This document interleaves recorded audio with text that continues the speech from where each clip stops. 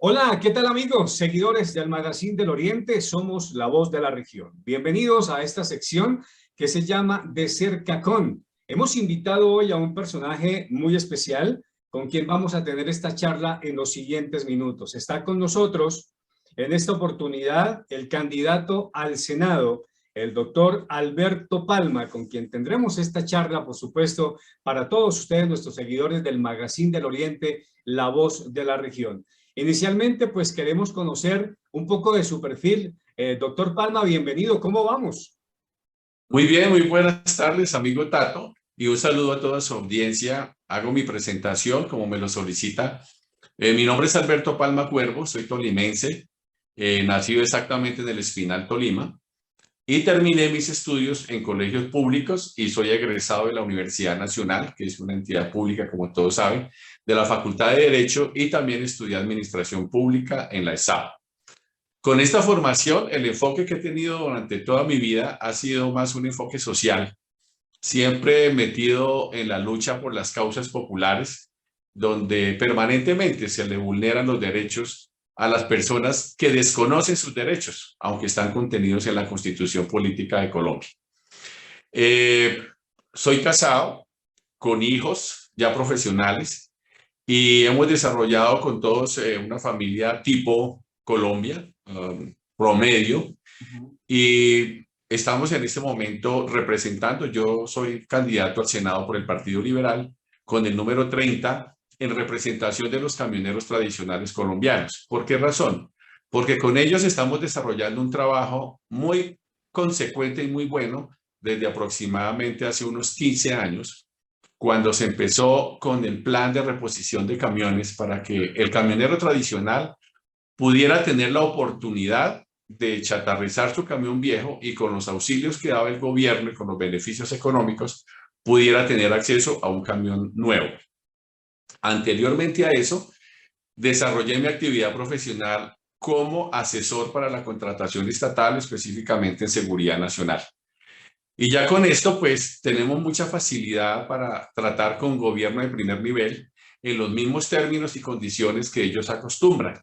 Es decir, utilizando la misma terminología, presentándole los trabajos por escrito como especies de monografías, perfectamente sustentados con todos los elementos para de allí hacer política de transporte, que significa hacer decretos y resoluciones circulares y en general ayudarle, en este caso al Ministerio de Transporte y al Viceministerio de Transporte, a construir la política de transporte que en este momento tienen los camioneros. Sí. Doctor Palma, un día usted estaba tranquilo, seguramente en su casa o en su oficina, como lo veo ahora, tranquilo, y de pronto vino a su mente, yo quiero ser candidato al Senado.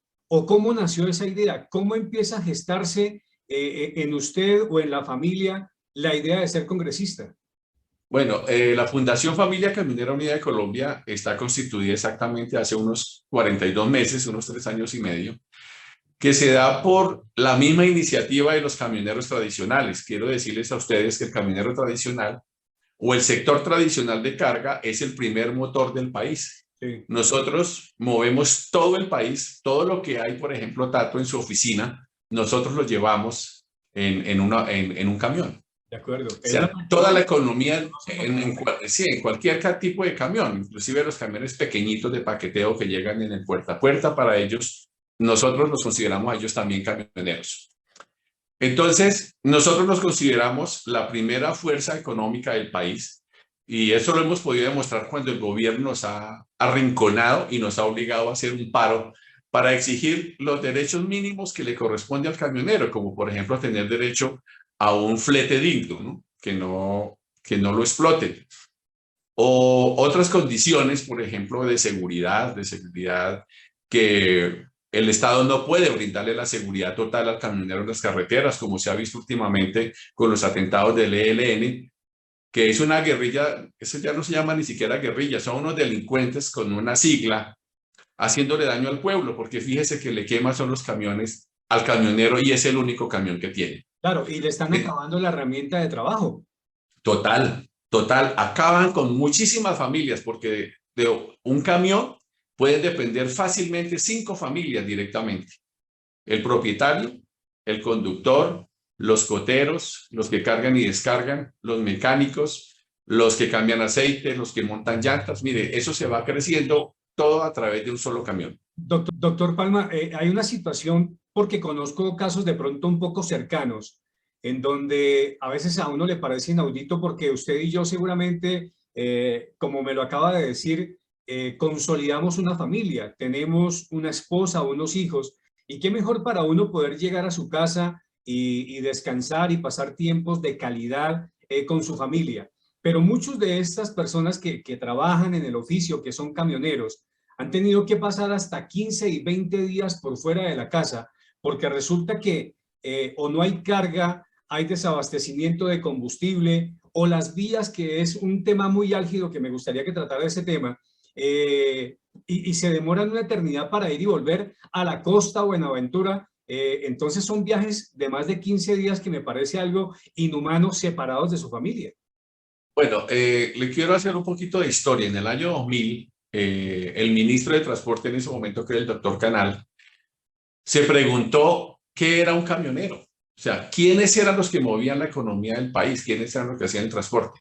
Y él contrató un estudio y se hizo tal vez el único estudio socioeconómico que hay sobre el sector tradicional de carga, sobre lo que llamamos el camionero tradicional.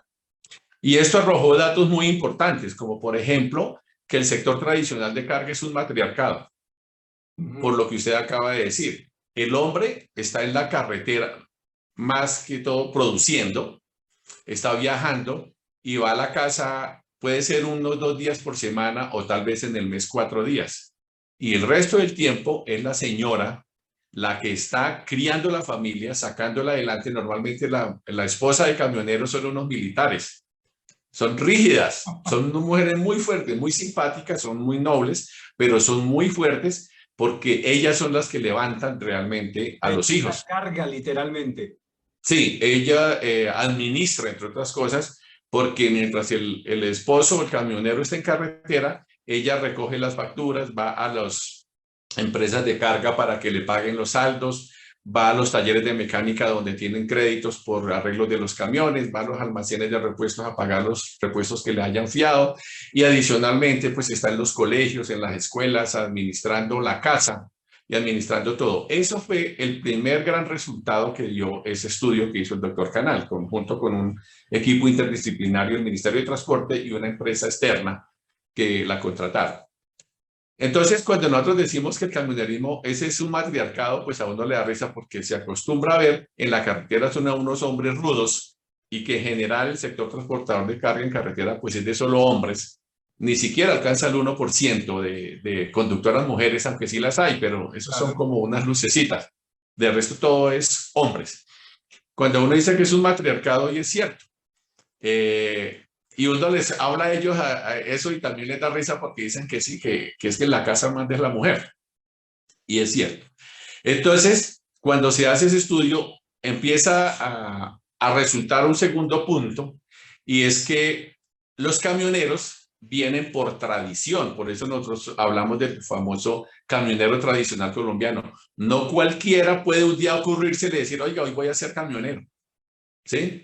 O yo voy a ir allí a donde un compadre que tiene un camión y que me dé las llaves y que me voy a manejar. No, es una tradición. El niño prácticamente de brazos está en la cabina del camión con el papá. Claro. En las vacaciones está con el papá. Cuando tiene 12 años ya está moviendo el camión. Cuando tiene 15 años De ya alguna está manera moviendo el se camión. convierte como en un legado. Correcto, una tradición. Es eso, por eso es una tradición. Entonces, adicionalmente, el estudio nos dice que la familia camionera se empezó ya a hablar de familia. Entonces, lo que son los tíos, los primos, los cuñados, los esposos, los hijos, los hermanos, todos son camioneros o tienen una vinculación directa. La hija se casa con un camionero, o el hijo se casa, que es camionero, pues no puede traer una mujer de fuera del núcleo de camioneros, pero normalmente son camioneras. Y así se empieza a organizar lo que es el tejido del sector tradicional de carga, solo camioneros. Por ejemplo, una tractomula, esos camiones gigantescos, usted ve que esta nos está manejando en carretera un muchacho de 22 años, pero eso no daría un muchacho de 22 años común y corriente, así haga el curso, no le daría para manejar una tractomula, porque ese muchacho de 22 años, que es hijo de un camionero, está conociendo esa tractomula desde que tiene 10 años. O Seguro. sea, él está haciendo el curso y se lo dan en tradición. No hay escuelas de camioneros, de tractomulas, hay muy poquitas y eso no enseñan prácticamente. ¿Sí? Entonces, tiene que ser prácticamente de una tradición familiar. Y lo que usted me preguntaba de que cómo se me ocurrió a mí la candidatura al Senado, pues no es tanto como una iniciativa individual, sino un reclamo del sector tradicional de carga que han visto en el trabajo que nosotros desarrollamos, algo muy importante y adicional el análisis que yo les hago a ellos de la necesidad de que deben tener un representante en el Senado, pero no para mostrar, sino para trabajar. Y nosotros hemos desarrollado un trabajo muy bueno el año pasado en el paro. La ministra de Transporte nos aprobó 29 puntos para levantar el paro. O sea, es el paro más exitoso del sector tradicional de carga. Fue el del año pasado, donde establecimos una hoja de ruta donde prácticamente se solucionó un 60% de la problemática del sector tradicional de carga. Faltan otros, era lo que yo les digo a ellos. Faltan unos puntos que solamente los podemos hacer con leyes, pero no podemos ir colgados de los políticos de oportunidad, bueno, cualquier clase de político que sale diciendo que va a defender a los camioneros de qué, si es que no conoce qué es el sector de carga. De acuerdo. Se necesita que alguien esté allá, que conozca cuál es la problemática y por eso nosotros tenemos 6 puntos. Son Exactamente. 6 leyes. De eso le iba a hablar. Como la tractomula tiene ejes, ¿cierto? Así es. Así mismo usted tiene 6 ejes fundamentales que se pueden convertir en proyectos. 6 pilares. Exacto. No, son proyectos, ya son proyectos, sí. De acuerdo, son proyectos. Sí, son proyectos. De esos 6, ahora los vamos a nombrar rápidamente, pero de los 6, ¿hay uno que le llame la atención? ¿Hay uno donde usted dice, a este me lo voy a dedicar? Pues yo ya me he hecho esa pregunta y ahí sí, como dijo el papá que tiene 6 hijos, ¿hay alguno especial? No, todos son iguales, pero, pero realmente todos son muy importantes en mayor o menor medida. Pero hay 2 fundamentales que de lograrlos, pues serían muy, muy importantes inclusive para la trascendencia en el país, porque no solamente les servirán a los camioneros, sino a toda la sociedad colombiana. Yo diría que el punto 6, que es el de la educación, que aparentemente no tuvieran nada que ver con los camioneros, pero es que resulta que lo que nosotros estamos proponiendo es que se haga una reforma al pensum educativo de primaria y secundaria, donde desde la primaria se le empezara a enseñar al niño administración, finanzas, contabilidad, matemáticas financieras y eso de una forma así como le enseñan a uno a leer y escribir, de irlos escalando y enseñándoles. Y luego en bachillerato también. ¿Con qué finalidad? ¿Considera que un niño debe saber eso desde temprana edad o aún en el colegio? ¿Por qué es importante que una persona conozca finanzas? Porque mire, en este momento la explotación que tiene el campesino, la explotación que sufre el obrero, que escasamente le pagan el salario mínimo, y la explotación, que es ahí donde llegamos, que sufre en este momento el camionero tradicional de carga, tiene una sola razón, es que ellos no saben cuánto les cuesta su trabajo. Y por eso siempre viven en el borde de la tragedia, en el borde de la ruina, porque ellos trabajan y trabajan, pero nunca pueden hacer una acumulación de capital. Entonces viven siempre en el borde, en el borde. Un camionero ahorra. ¿Cómo? ¿Y podría ser eso? ¿Difícilmente un camionero ahorra? No sabe cobrar.